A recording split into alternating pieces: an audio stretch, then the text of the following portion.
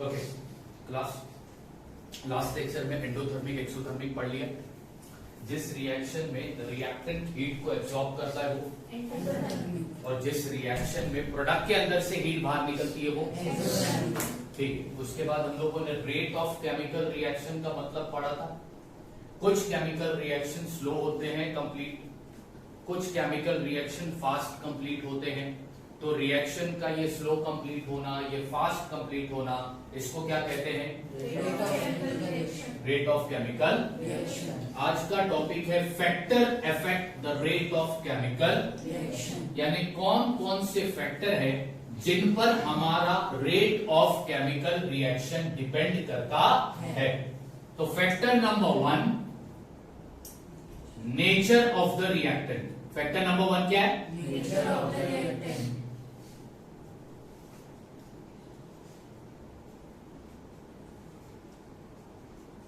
Nature of the reactant, ठीक है। अब एक काम करता हूं, रिएक्टेंट ले रहा हूं,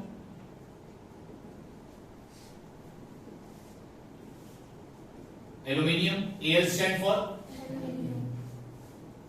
और DIN stand for dilute, DIN stand for dilute. Hydrochloric acid, HCl stand for hydrochloric acid, HCl stand for hydrochloric acid, ठीक है। अब इनको रिएक्ट करवाते हैं। तो जब एल्यूमिनियम रिएक्ट होगा डाइल्यूट हाइड्रोक्लोरिक एसिड से, तो प्रोडक्ट क्या बनेगा? प्रोडक्ट बनेगा एल्यूमिनियम क्लोराइड प्लस दूसरा प्रोडक्ट बनेगा hydrogen gas, hydrogen gas, hydrogen gas, hydrogen gas. Aluminium solid state में होता है, ये सॉल्यूशन होता है एक्वस AlCl3, एल्यूमिनियम क्लोराइड भी एक्वस सॉल्यूशन में होगा, और इसका स्टेट क्या है? गैस, ठीक है। अब यहां पर लिखता हूं,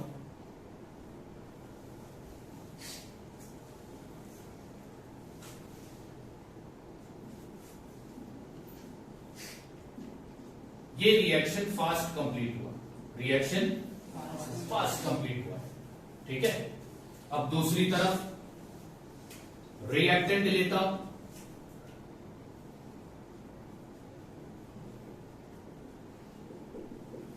Zn stand for dilute hydrochloric, dilute hydrochloric acid, ठीक। अब ये दोनों को रिएक्ट करवाते हैं।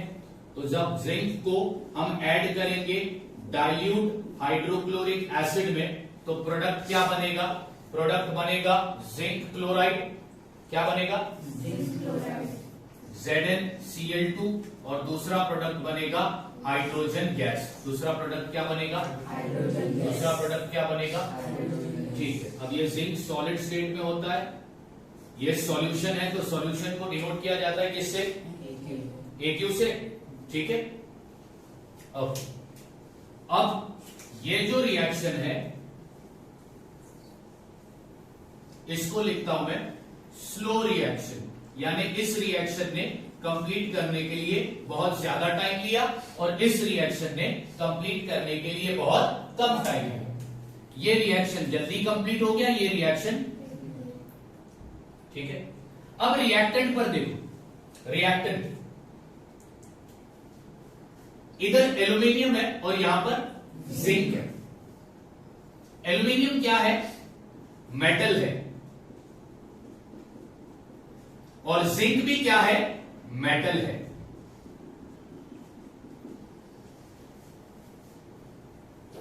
ठीक है, एल्यूमिनियम भी मेटल है और जिंक भी मेटल है, लेकिन एल्यूमिनियम बहुत जल्दी रिएक्ट हुआ HCl से, और जिंक बहुत लेट रिएक्ट हुआ HCl से।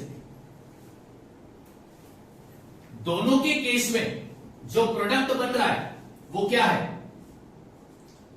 ये सॉल्ट है, और ये भी क्या है? सॉल्ट है। ये सॉल्ट का नाम क्या है? Aluminium chloride. ये सॉल्ट का नाम क्या है? Zinc chloride. और दूसरा प्रोडक्ट, दोनों में हाइड्रोजन गैस ही बाहर निकला है, हाँ या ना? अब यहां पर मैं बोल रहा हूं ये रिएक्शन फास्ट कंप्लीट हुआ है, ये रिएक्शन स्लो कंप्लीट हुआ है। दोनों में HCl सेम है, डाइल्यूट ही है, खाली एक केस में एल्यूमिनियम को रिएक्ट करवाया, दूसरे केस में। तो बात आती है अभी एल्यूमिनियम और जिंक पर। एल्यूमिनियम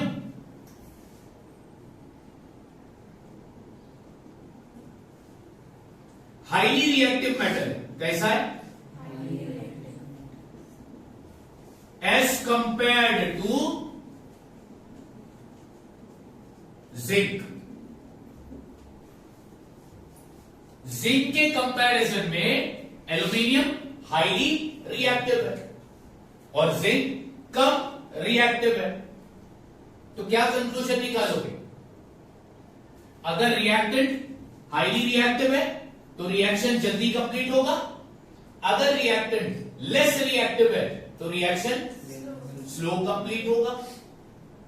तो रिएक्टेंट का हाईली रिएक्टिव होना और लेस रिएक्टिव होना, इसको क्या बोलते हैं? Nature of the. अब कंक्लूजन क्या लिखोगे?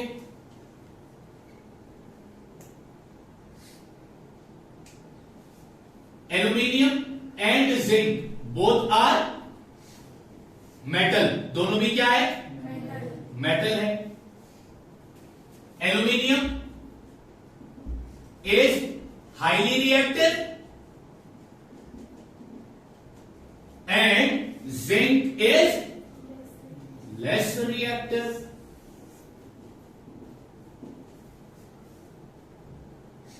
Therefore, rate of chemical reaction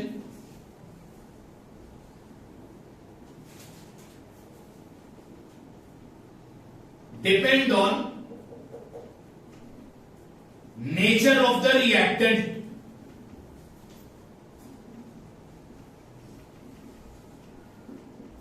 तो rate of chemical reaction nature of the reactant पे डिपेंड करता है कि नहीं करता है? अगर रिएक्टेंट हाईली रिएक्टिव है तो केमिकल रिएक्शन फास्ट कंप्लीट होगा, अगर रिएक्टेंट लेस रिएक्टिव है तो केमिकल रिएक्शन स्लो कंप्लीट होगा। यानी rate of chemical reaction depend किस पे कर रहा है? किस पे कर रहा है? अब रिएक्टेंट का हाईली रिएक्टिव होना और लेस रिएक्टिव होना, यहां पर एल्यूमिनियम को अपन ने क्या बोला? हाई रिएक्टिव, और जिंक को अपन ने क्या बोला? तो ये लेस रिएक्टिव। ये क्या है? नेचर है। किसका नेचर है? रिएक्टेंट का। हाई रिएक्टिव ये क्या है? नेचर है। किसका नेचर है? रिएक्टेंट का। यानी नेचर ऑफ द रिएक्टेंट पर डिपेंड करेगा कि रिएक्शन फास्ट कंप्लीट होगा या स्लो। तो rate of chemical reaction is depend on the nature of the reactant. If the reactant is highly reactive, reaction will complete fast. If the reaction is less reactive, if the reactant is less reactive, then the reaction will complete slow. समझ में आती बात? तो पहला factor कौन सा देखा? पहला फैक्टर कौन सा देखा? हाईली रिएक्टिव मेटल या हाईली रिएक्टिव एलिमेंट जल्दी रिएक्ट करता है और less reactive element slow react करता है। बात समझ में आ गई? तो नेचर ऑफ द रिएक्टेंट पर डिपेंड होगा rate of the chemical reaction. Reactant पता है ना? जो सब्सटेंस केमिकल रिएक्शन में पार्टिसिपेट करता है उसको क्या बोलते हैं? रिएक्टेंट। और जो नया सब्सटेंस बनता है उसको क्या बोलते हैं? क्या बोलते हैं? क्या बोलते हैं? प्रोडक्ट। बात समझ आ गई? पक्का? पक्का? तो पहला फैक्टर अपन ने क्या देखा? Nature of the high reactive metal या हाई रिएक्टिव एलिमेंट जल्दी रिएक्ट करेगा और less reactive element slow react करेगा। बस की बात हो गई? ठीक है। अब दूसरा फैक्टर,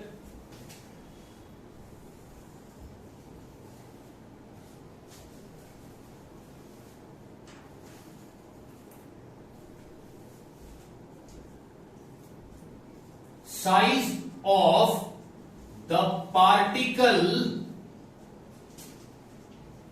of the reactant, यानी रिएक्टेंट की साइज, रिएक्टेंट की साइज अब इसके लिए भी अपन एग्जाम्पल कंसीडर करते हैं।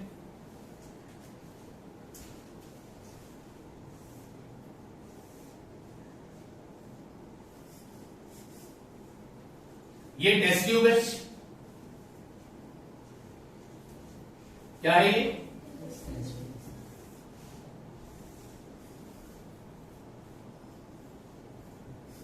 ये भी क्या है, कितने टेस्ट ट्यूब है,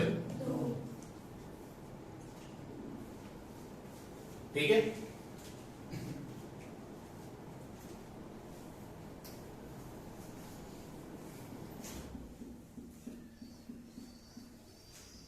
ये क्या है, डाइल्यूट HCl यानी कि हाइड्रोक्लोरिक। इस टेस्ट ट्यूब में भी मैं लेता हूं डाइल्यूट HCl यानी कि हाइड्रोक्लोरिक। दोनों टेस्ट ट्यूब में सेम मात्रा में मैंने डाइल्यूट हाइड्रोक्लोरिक एसिड लिया है, क्लियर।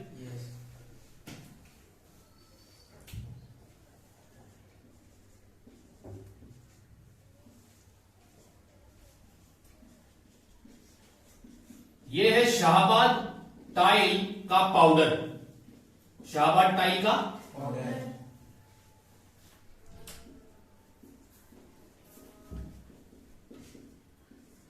और ये है शाहबाद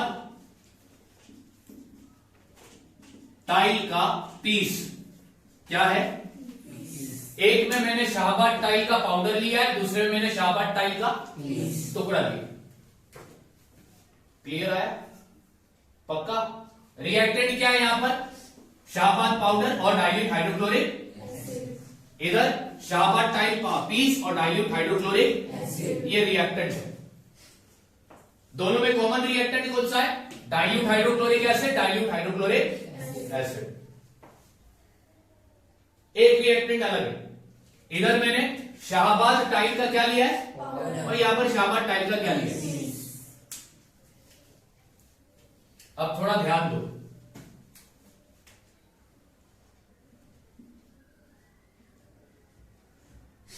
ये क्या है, CO2 इफरवेंस, CO2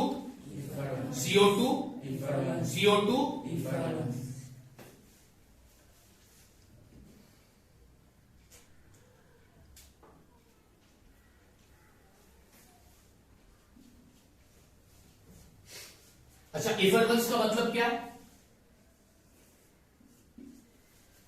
ठंडे की बोतल खोलते हो, गैस पहला बबल के रूप में आता है ऊपर, हाँ या ना, इसका मतलब क्या होता है, बबल्स।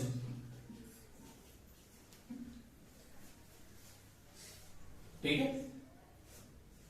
तो पहला CO2 बबल्स कौन से टेस्ट ट्यूब में आया, टेस्ट ट्यूब A या test tube B, test tube A में आया। अब थोड़ी देर बाद टेस्ट ट्यूब B में भी CO2 का इफरवेंस यानी बबल्स हमको दिखाई दिया।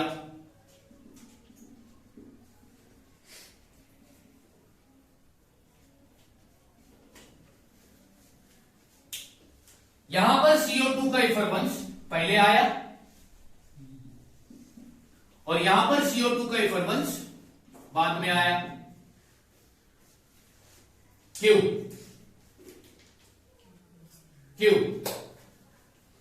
चलो इसको समझाने से पहले एक और एग्जांपल देता हूं। एक बड़े लकड़े का टुकड़ा लो और दूसरी तरफ लकड़े का छोटा टुकड़ा लो, ठीक है, लकड़े का टुकड़ा ही लेना है, एक टुकड़ा होना चाहिए बड़ा और एक टुकड़ा होना चाहिए छोटा। दोनों टुकड़े को गैस के बर्नर पर रख दो और गैस ऑन करो। कौन सा टुकड़ा पहला जलेगा और कौन सा टुकड़ा लेट जलेगा, क्यों, साइज मैटर कर रही है यहां पर, हाँ या ना, हाँ या ना, साइज मैटर कर रही है कि नहीं, यहां पर भी साइज मैटर कर रही है।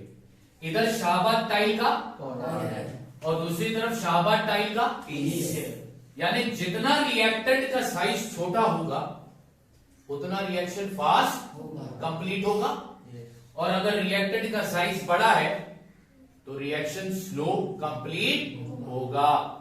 बात समझ आ रही कि नहीं आ रही? यस और नो? इससे क्या पता चल रहा है कि rate of chemical reaction depend करता है किस पर? साइज ऑफ द रिएक्टेंट पर। करता है कि नहीं करता है? यस और नो? चलो इसका कंक्लूजन लिखते हैं।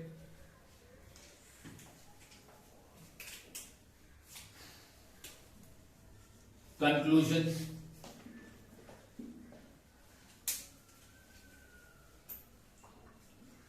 rate of chemical reaction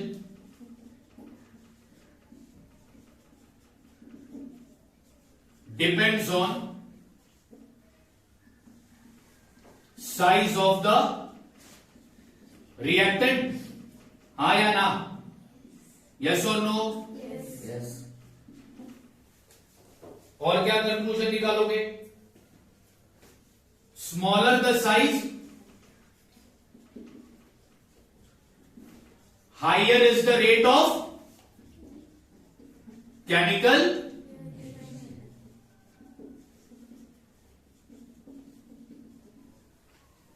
bigger the size,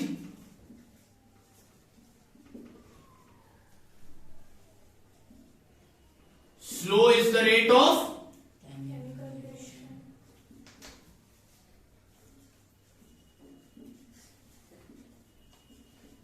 बात समझ में आई कि नहीं? हाँ या ना? कितने फैक्टर अब तक देख लिए? केमिकल रिएक्शन डिपेंड करता है सबसे पहला, दूसरा समझ में आई कि नहीं बात? यस और no? Nature of the reactant, मतलब रिएक्टेंट हाईली रिएक्टिव है या फिर लेस रिएक्टिव है? हाईली रिएक्टिव मेटल का rate of chemical reaction high, less reactive metal का rate of chemical reaction less. ठीक है? स्मॉलर साइज का रिएक्टेंट का साइज स्मॉलर है तो rate of chemical reaction high, reactant का साइज बड़ा है तो rate of chemical reaction slow. समझ में आया ना बात? यस और नो? तो अब तक अपन ने फैक्टर, कितने फैक्टर पढ़े? पहला फैक्टर, दूसरा फैक्टर, दूसरा फैक्टर। अच्छा, एग्जाम में अगर क्वेश्चन आया कि एल्यूमिनियम कोई भी मेटल जब डाइल्यूट HCl के साथ मिलता है तो वो दो प्रोडक्ट बनाएगा, एक सॉल्ट और दूसरा हाइड्रोजन गैस। बात समझ आ गई? यस और नो? इफरवेंस का मतलब यहां पर क्या होता है? इफरवेंस का मतलब क्या होता है? इफरवेंस का मतलब क्या होता है? ठीक।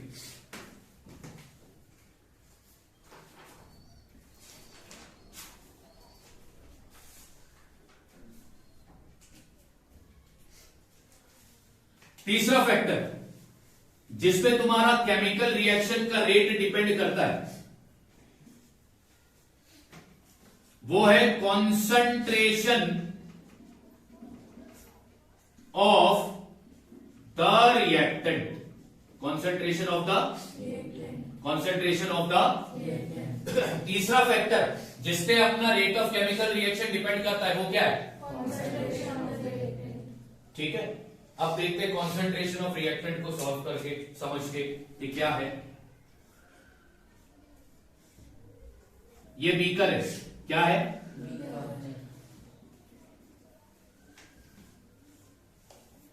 इस बीकर को नाम देता हूं A और इस बीकर को मैं नाम देता हूं B। ठीक है? कितने बीकर है? कितने बीकर है? 2।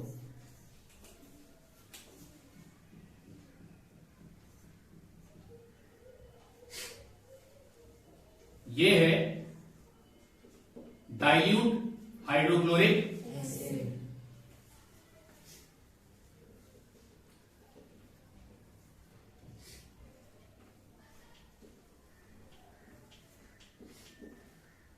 ये है कॉन्संट्रेटेड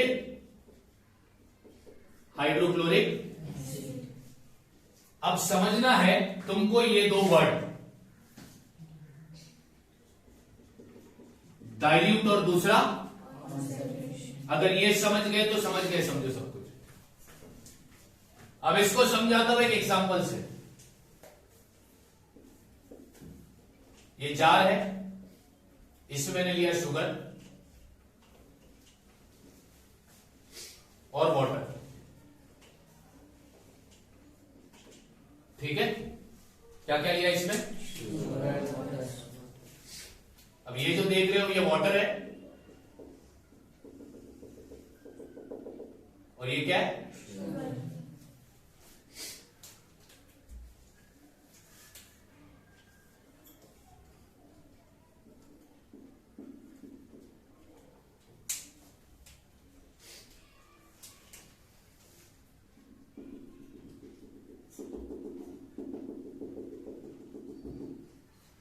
इधर भी वही करता हूं, दो चीज लिया, ये क्या है और ये क्या है?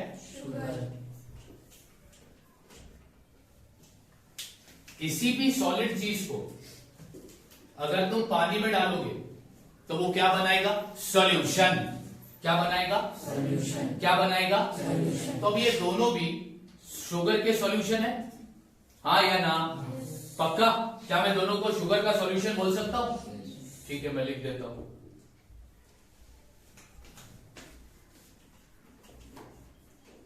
ये भी शुगर का सॉल्यूशन है और ये भी शुगर का सॉल्यूशन है। ये शुगर सॉल्यूशन ए, ये शुगर सॉल्यूशन बी। कौन सा सॉल्यूशन गाढ़ा है और कौन सा सॉल्यूशन पतला है? ये वाला गाढ़ा है और ये वाला बराबर। ये पतला है, सॉल्यूशन कैसा है? क्यों पतला है? पानी ज्यादा है, मटेरियल कम है। ये गाढ़ा है, क्यों? मटेरियल ज्यादा, पानी कम। तो बस साइंस में इसको हम बोलेंगे डाइल्यूट शुगर सॉल्यूशन, और इसको मैं क्या बोलूंगा?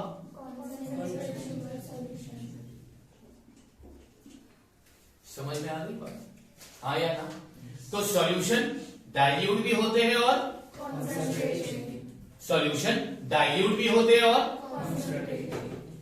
तो सॉल्यूशन का डाइल्यूट होना या सॉल्यूशन का कॉन्सेंट्रेटेड होना, उसको बोलते हैं concentration of the reactant.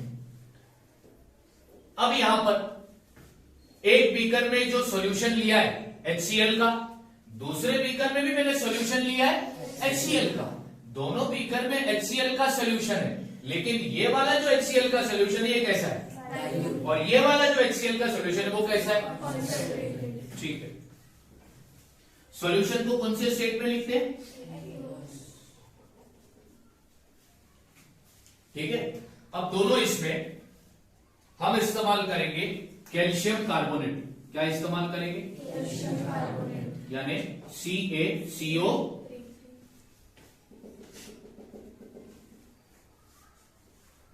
CaCO। ठीक है। अब बच्चों यहां पर रिएक्टेंट के नाम बताओ, तो तुम बोलोगे calcium carbonate and dilute hydrochloric acid. यहां पर रिएक्टेंट का नाम क्या है? Calcium carbonate and concentrated hydrochloric acid. दोनों रिएक्ट हो रहे अपनी अपनी जगह। अब यहां पर प्रोडक्ट क्या मिलेगा?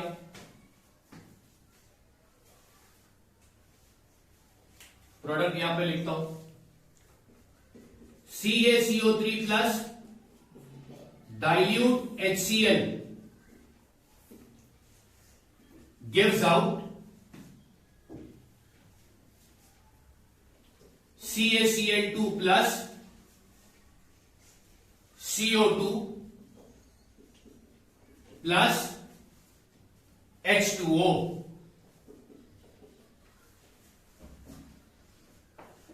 ठीक है। ये सॉलिड स्टेट में, ये सॉलिड स्टेट में, ये गैस स्टेट में और ये लिक्विड स्टेट में है। हाँ।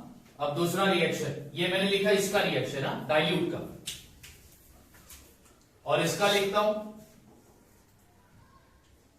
CaCO3 plus concentrated HCl gives out, same product देगा इधर भी, CaCl2 plus CO2 plus H2O। State भी सेम है, ये सॉलिड स्टेट में, ये एक्वस सॉल्यूशन, ये सॉलिड, ये गैस और ये लिक्विड। दोनों में प्रोडक्ट तो सेम मिले, दोनों में प्रोडक्ट सेम मिले, ठीक है। लेकिन ये वाला रिएक्शन, इस रिएक्शन में कैल्शियम कार्बोनेट डिसअपियर हो रहा है स्लोली, ठीक है। और इस रिएक्शन में कैल्शियम कार्बोनेट डिसअपियर हो रहा है फास्ट। देखो दोनों रिएक्शन में कैल्शियम कार्बोनेट गायब हो गया ना प्रोडक्ट में से, हाँ या ना। इसमें कैल्शियम कार्बोनेट डिसअपियर होने में टाइम लगा, इधर कैल्शियम कार्बोनेट डिसअपियर होने में टाइम नहीं लगा, बहुत कम टाइम लगा। क्यों? जवाब दो क्यों? दोनों में रिएक्टेंट क्या थे? Calcium carbonate dilute HCl, calcium carbonate concentrated HCl। दोनों रिएक्शन में CaCO3 यानी कैल्शियम कार्बोनेट डिसअपियर हो रहा है। इस वाले में डिसअपियर स्लो हुआ, इस वाले में डिसअपियर जल्दी हो गया। क्यों? जवाब तो जवाब तुम्हारे सामने है, जवाब क्या दो? लॉजिकल बात है यार, इसमें स्लो हो रहा है, इसमें फास्ट डिसअपियर हो रहा है, क्यों? लेकिन रीजन क्या दोगे? दिमाग लगाना ही नहीं हमको, जवाब तुम्हारे सामने है। सर इसमें कैल्शियम कार्बोनेट डिसअपियर स्लो इसलिए हुआ क्योंकि इधर जो HCl था वो डाइल्यूट था, पतला था। सर इधर कैल्शियम कार्बोनेट डिसअपियर जल्दी हो गया। क्यों? क्योंकि इधर वाला जो HCl था वो कैसा था? कॉन्सेंट्रेटेड था। मतलब इधर रेट ऑफ रिएक्शन कम है और इधर रेट ऑफ केमिकल रिएक्शन ज्यादा है। इधर रेट ऑफ केमिकल रिएक्शन कम इसलिए है क्योंकि यहां पे जो सॉल्यूशन है वो डाइल्यूट है, और इधर rate of chemical reaction fast है। क्यों फास्ट है? क्योंकि यहां पर जो सॉल्यूशन है, रिएक्टेंट है, वो कैसा है? तो अब बताओ रिएक्शन का डाइल्यूट होना, रिएक्टेंट का डाइल्यूट होना या कॉन्सेंट्रेटेड होना, इस पर rate of chemical reaction depend करता है कि नहीं करता है? हाँ या ना? सॉल्यूशन बच्चों या तो डाइल्यूट होगा या तो, अगर सॉल्यूशन डाइल्यूट है तो reaction, rate of reaction slow होगा। अगर सॉल्यूशन तो रेट ऑफ केमिकल रिएक्शन। बात समझ में आ रही कि नहीं आ रही? मैं फिर से बता रहा हूं, कितने फैक्टर पढ़ा लिया अब तक? 3 फैक्टर हो गए, पहला, दूसरा और तीसरा, ठीक है। पहले केस में इधर एल्यूमिनियम हाई रिएक्टिव है, metal, zinc less reactive, metal. तो हाई रिएक्टिव मेटल का rate of reaction, less reactive metal का रेट ऑफ रिएक्शन। तो तुमने बोला sir nature of the reactant पर डिपेंड करता है rate of the chemical. High reactive होना, लेस रिएक्टिव होना, ये क्या है? Nature of the. इधर इस टेस्ट ट्यूब में रिएक्शन जल्दी कंप्लीट हुआ या फिर CO2 का इफरवेंस जल्दी निकला, इस टेस्ट ट्यूब में CO2 का इफरवेंस लेट निकला। क्यों? क्योंकि तुम बोल रहे हो सर यहां पर जो रिएक्टेंट था उसका साइज छोटा था, यहां पर जो रिएक्टेंट था उसका साइज बड़ा था, यानी कि साइज ऑफ द रिएक्टेंट पे डिपेंड करता है rate of chemical reaction. Third वाले में दोनों में कैल्शियम कार्बोनेट डिसअपियर हो रहा है, गायब हो रहा है। इसमें लेट डिसअपियर हुआ, इसमें जल्दी डिसअपियर हुआ। क्यों? क्योंकि सर इसमें जो रिएक्टेंट था वो डाइल्यूट था, इसमें जो रिएक्टेंट था वो कॉन्सेंट्रेटेड था। यानी कि सर रिएक्शन का डाइल्यूट होना, रेट ऑफ रिएक्शन कम होगा, ठीक है। रिएक्टेंट का कॉन्सेंट्रेटेड होना तो रेट ऑफ रिएक्शन ज्यादा होगा, फास्ट होगा। तो रेट ऑफ रिएक्शन डाइल्यूट और कॉन्सेंट्रेटेड सॉल्यूशन पर डिपेंड करता है कि नहीं कर रहा है? तो हम कहते हैं sir rate of chemical reaction depend करता है कॉन्सेंट्रेशन ऑफ द रिएक्टेंट पर। बात समझ आ रही? यस और नो? पक्का? कितने फैक्टर देख लिए? कितने फैक्टर देखे? पहला फैक्टर, दूसरा फैक्टर, तीसरा फैक्टर। सॉल्यूशन मेनली कितने तरह के होंगे? एक, दूसरा डाइल्यूट यानी पतला, कॉन्सेंट्रेटेड यानी गाढ़ा। याद रखोगे? यस और नो? पक्का? ठीक है। अब चौथा फैक्टर, जरा ये दिख रहा है, पूरा दिख रहा है?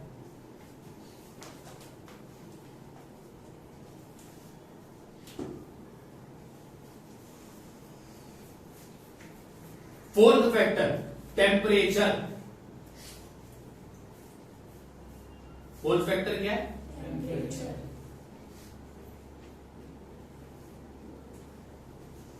टेम्परेचर पे भी rate of reaction, rate of chemical reaction depend करता है, ठीक है। अब इसके लिए एक एग्जांपल देता हूं, तुम्हारे टेक्स्ट बुक में दिया है।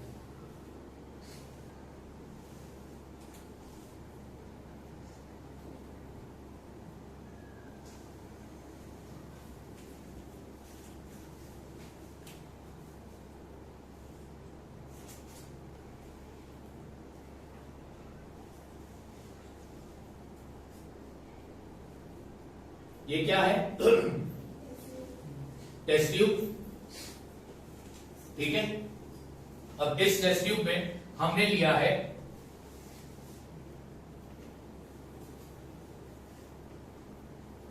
CaCO3, कौन से फॉर्म में? सॉलिड फॉर्म में, ठीक है। ओके,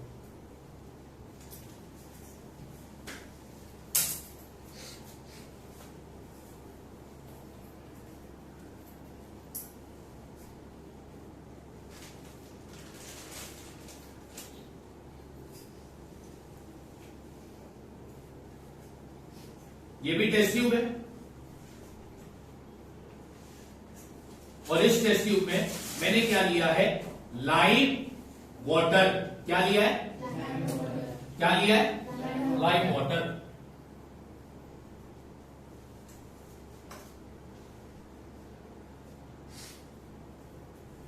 और ये है बर्नर। क्या है ये? क्या है ये? ठीक है।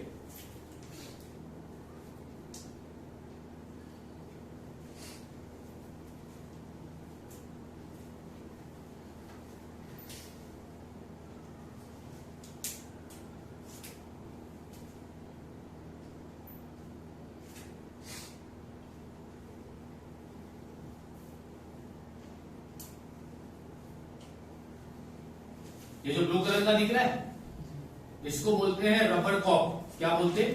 Rubber cock. मतलब टेस्ट ट्यूब का मुंह मैंने बंद कर दिया और रबर कॉर्क से होल किया। देखो इधर होल है, दोनों रबर कॉर्क। और ये क्या है?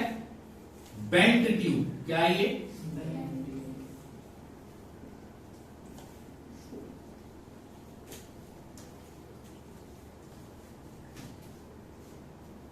बर्नर बंद है, बर्नर बंद है, कुछ भी नहीं हो रहा है, कुछ भी नहीं हो रहा है, ठीक है। जब बर्नर चालू किया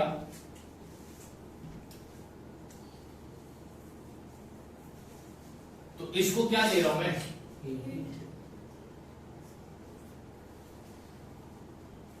जब कैल्शियम कार्बोनेट को मैंने हीट दिया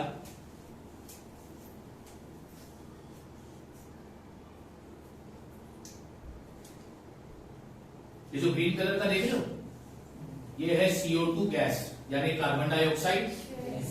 जब मैंने इसको हीट दिया तो इसके अंदर से कौन सा गैस बाहर निकला? और वो कार्बन डाइऑक्साइड दूसरे टेस्ट ट्यूब में गया। दूसरे टेस्ट ट्यूब में क्या था? जब कार्बन डाइऑक्साइड इस लाइम वाटर से मिला, when carbon dioxide mixed with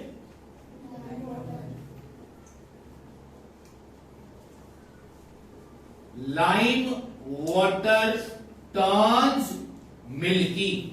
lime water का कलर कैसा हो गया? दूध का कलर जो होता है ना, वैसे लाइम वाटर का कलर हो गया. कब हुआ? जब तुमने कैल्शियम कार्बोनेट को क्या दिया? जब तुमने हीट नहीं दिया था तो क्या ये लाइम वाटर का कलर मिल्की हो गया था? अब इससे क्या पता लग रहा है? तुमने कैल्शियम कार्बोनेट को हीट दिया, मतलब तुमने टेम्परेचर को इंक्रीज किया. टेम्परेचर को तुमने इंक्रीज किया, रेट ऑफ रिएक्शन इंक्रीज हो गया, आया ना? अगर टेम्परेचर को डिक्रीज करोगे तो रेट ऑफ रिएक्शन भी डिक्रीज होगा. यानी कि रेट ऑफ रिएक्शन डिपेंड करता है किस पर? किस पर? किस पर? अगर टेम्परेचर इंक्रीज होगा तो रेट ऑफ केमिकल रिएक्शन भी क्या होगा? इंक्रीज होगा. और अगर टेम्परेचर डिक्रीज होगा तो रेट ऑफ केमिकल रिएक्शन भी क्या होगा? डिक्रीज होगा. इससे यह बात साबित हो गई कि rate of chemical reaction depend करता है टेम्परेचर पे भी. टेम्परेचर बढ़ेगा, रिएक्शन का स्पीड बढ़ेगा. टेम्परेचर घटेगा, रिएक्शन का स्पीड घटेगा. कितने फैक्टर हो गए? कितने फैक्टर हो गए? पहला फैक्टर, दूसरा फैक्टर, तीसरा फैक्टर, चौथा फैक्टर. इन 4 फैक्टर पर डिपेंड करता है क्या? रेट ऑफ द केमिकल, यानी कि speed of the chemical reaction. अगर रिएक्टेंट, ध्यान से सुनना, रिएक्टेंट हाईली रिएक्टिव है, रिएक्शन जल्दी कंप्लीट होगा. रिएक्टेंट लेस रिएक्टिव है, रिएक्शन स्लो कंप्लीट होगा. ये कौन सा फैक्टर हो गया? Nature of the reactant. Size बड़ा है, रिएक्शन जल्दी कंप्लीट होगा. सॉरी, साइज छोटा है, रिएक्शन जल्दी कंप्लीट होगा. साइज बड़ा है तो रिएक्शन स्लो. अब यहां पर किसकी साइज की बात कर रहे हैं? रिएक्टेंट की. तो ये कौन सा फैक्टर हो गया? अगर सॉल्यूशन डाइल्यूट है, रिएक्शन स्लो कंप्लीट होगा. अगर सॉल्यूशन कॉन्सेंट्रेटेड है, रिएक्शन जल्दी कंप्लीट होगा. ये फैक्टर को क्या बोलोगे? टेम्परेचर का तो तुम्हें पता है. टेम्परेचर बढ़ेगा तो रेट ऑफ केमिकल रिएक्शन भी बढ़ेगा. टेम्परेचर घटेगा तो रेट ऑफ केमिकल रिएक्शन भी घटेगा. अब यहाँ पे टी का मतलब टेम्परेचर है और ये है रेट ऑफ केमिकल रिएक्शन. तो अब तक अपन ने कितने फैक्टर देख लिए? कितने फैक्टर देख लिए?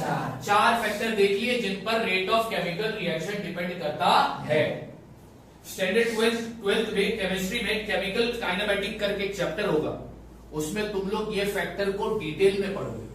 ये सारे फैक्टर तुमको डिटेल में पढ़ाए जाएंगे. अभी तो सिर्फ 10th स्टैंडर्ड की सिलेबस में तुमको सिर्फ एक ओवरव्यू दिया है.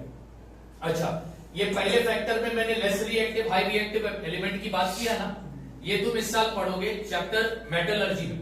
मेटलर्जी करके एक चैप्टर है, शायद चैप्टर नंबर 8, साइंस 1 का चैप्टर नंबर 8 है मेटलर्जी, जिसमें तुम less reactive high reactive element के बारे में, मेटल के बारे में पूरा पढ़ने वाले हो. बस अभी फिलहाल इतना याद रखना कि कुछ एलिमेंट हाई, कुछ मेटल हाई रिएक्टिव होते हैं और कुछ मेटल लेस रिएक्टिव होते हैं. जो मेटल हाई रिएक्टिव है उसका केमिकल रिएक्शन का रेट भी फास्ट होगा. जो मेटल कम रिएक्टिव है उसका केमिकल रिएक्शन का स्पीड स्लो होगा. 4 फैक्टर हो गए पक्का. अब एक फैक्टर बचा, कौन सा? कैटलिस्ट. क्या बचा?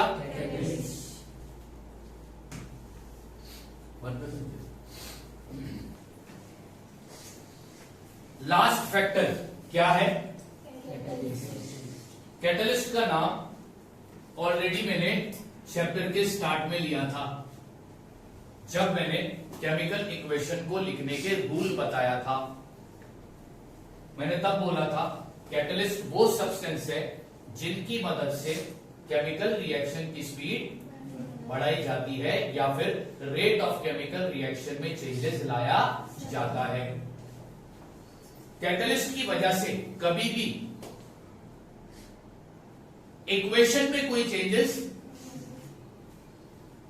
यानी हम लोग केमिकल रिएक्शन को चेंज नहीं करते, जो केमिकल रिएक्शन पहले था वैसा ही होगा। अब ये तुमको समझ में आएगा। KlCO3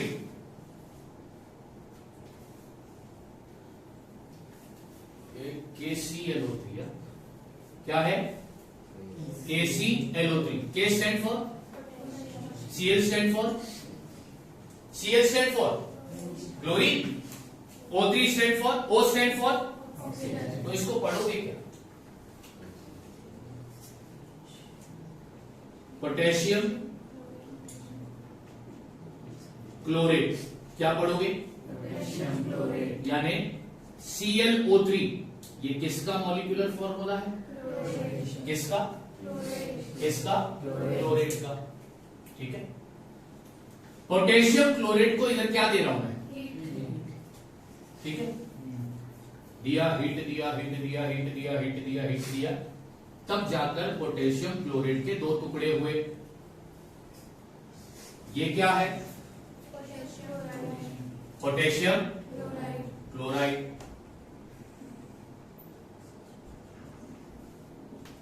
और दूसरा क्या है? Oxygen gas. यस और नो? अच्छा, ये जो प्रोसेस है ये कैसा है? मैंने क्या किया? हीट और बढ़ा दिया। जितना ज्यादा हीट दूंगा उतना ज्यादा टेम्परेचर बढ़ाया, तब भी ये प्रोसेस उतने ही टाइम में कंप्लीट हुआ। रिएक्टेंट की साइज कम कर दिया, तब भी रिएक्शन उतने ही टाइम में कंप्लीट हुआ। यानी रिएक्टेंट की साइज चेंज करने पर या फिर टेम्परेचर बढ़ाने पर भी रिएक्शन के स्पीड में कोई चेंजेस नहीं आया। तो मैंने क्या किया? सेम लिया पोटेशियम क्लोरेट। अब यहां पर मैं इस्तेमाल कर रहा हूं, इसको क्या बोलेंगे? बोलो, क्या बोलते हो उसको?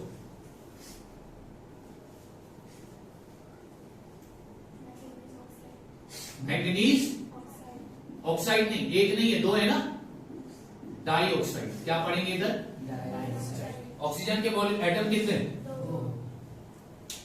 ठीक है। अब यहां पर पोटेशियम क्लोरेट को तोड़ने के लिए मैंने किसका इस्तेमाल किया?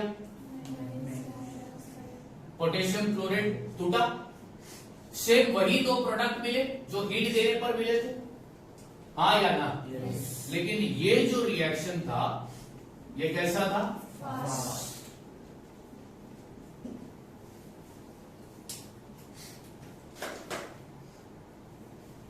पोटेशियम क्लोरेट को तोड़ने के लिए एक तरफ मैंने हीट का इस्तेमाल किया, दूसरी तरफ मैंगनीज डाइऑक्साइड का इस्तेमाल। दोनों केस में पोटेशियम क्लोरेट टूटा। फर्क क्या है कि इधर कंप्लीट प्रोसेस को कंप्लीट होने के लिए ज्यादा टाइम लगा, ये प्रोसेस को कंप्लीट होने के लिए अब ये मैंगनीज डाइऑक्साइड की वजह से क्या रिएक्शन में कोई चेंजेस आया? क्या नहीं आया। खाली क्या चेंज हुआ? Rate of chemical reaction. जिस सब्सटेंस की वजह से rate of chemical reaction change होगा, केमिकल रिएक्शन में कोई changes, rate of chemical reaction change होगा, उस सब्सटेंस को अपन क्या बोलेंगे? क्या बोलेंगे? क्या बोलेंगे? और तुमको ये भी बताया था कि कैटलिस्ट को लिखा जाता है एरो के जिस सब्सटेंस की वजह से रेट ऑफ केमिकल रिएक्शन में चेंजेस आएगा। केमिकल रिएक्शन में चेंज नहीं आ रहा है, केमिकल कोई चेंजेस नहीं होने वाला है, खाली चेंज क्या होगा? केमिकल रिएक्शन का रेट, यानी कि केमिकल रिएक्शन का स्पीड। तो उस पर्टिकुलर सब्सटेंस को अपन क्या बोलते हैं? क्या बोलते हैं? क्या बोलते हैं? क्या बोलते हैं? तो कैटलिस्ट पर भी डिपेंड करता है रेट ऑफ केमिकल रिएक्शन। तो कितने फैक्टर हो गए? 5। पहला था, दूसरा था, तीसरा था, चौथा था पांचवा हाई रिएक्टिव एलिमेंट, तो rate of chemical reaction fast या slow, less reactive element rate of chemical reaction smaller size rate of chemical reaction bigger size rate of chemical reaction dilute solution rate of chemical reaction concentrated solution rate of chemical reaction increasing temperature will increase in decreasing temperature will decrease in apart from this rate of chemical reaction is depend on what is catalyst ऐसा substance जिसकी वजह से rate of chemical reaction में changes आता है, chemically कोई change नहीं होता, उस पर्टिकुलर सब्सटेंस को क्या बोलते हैं, क्या बोलते हैं। ये एग्जांपल अपन ने दे दिया कि पहले केस में पोटेशियम क्लोराइड को तोड़ने के लिए ईंट का इस्तेमाल किया, दूसरे केस में पोटेशियम क्लोराइड को तोड़ने के लिए मैंगनीज डाइऑक्साइड का इस्तेमाल किया। दोनों केस में प्रोडक्ट सेम मिला, केमिकल रिएक्शन में कोई चेंजेस नहीं आया, बस इसमें टूटने के लिए टाइम लगा, इसमें बहुत जल्दी टूट गया। और ये मैंगनीज डाइऑक्साइड क्या था, कैटलिस्ट हो गया, क्योंकि इसकी वजह से मैंगनीज डाइऑक्साइड की वजह से रेट ऑफ केमिकल रिएक्शन में चेंजेस आया ना। क्या केमिकल कोई चेंजेस हुआ क्या, तो मैंगनीज डाइऑक्साइड को अपन क्या बोलेंगे। अच्छा ये किस टाइप का रिएक्शन है, रिएक्टेंट कितने, रिएक्टेंट कितने, प्रोडक्ट कितने, कॉम्बिनेशन, डिकम्पोजिशन रिएक्शन। कौन सा टाइप है ये, कौन सा टाइप है ये, कौन सा टाइप है ये। जब रिएक्टेंट एक होता है और रिएक्टेंट को तोड़कर दो प्रोडक्ट बनेंगे, कौन सा रिएक्शन होता है। अच्छा क्या ये इक्वेशन बैलेंस है,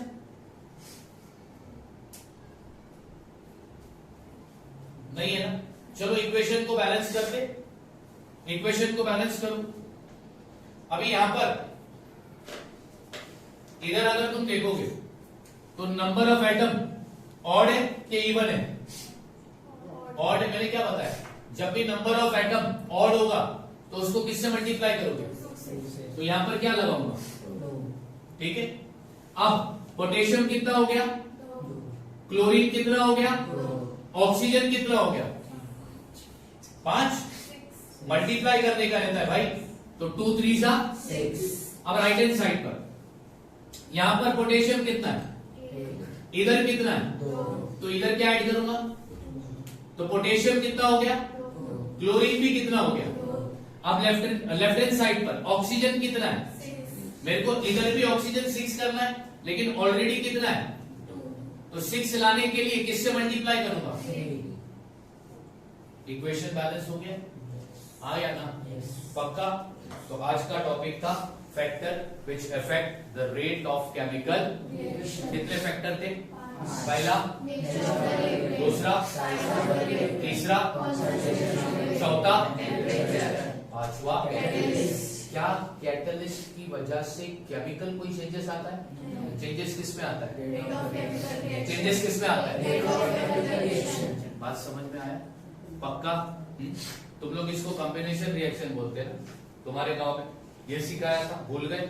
2-3 लेक्चर पहले ही सिखाया था कि कॉम्बिनेशन, डिकम्पोजिशन और डिस्प्लेसमेंट और डबल डिस्प्लेसमेंट क्या होता है, खत्म। डब्बा गुल।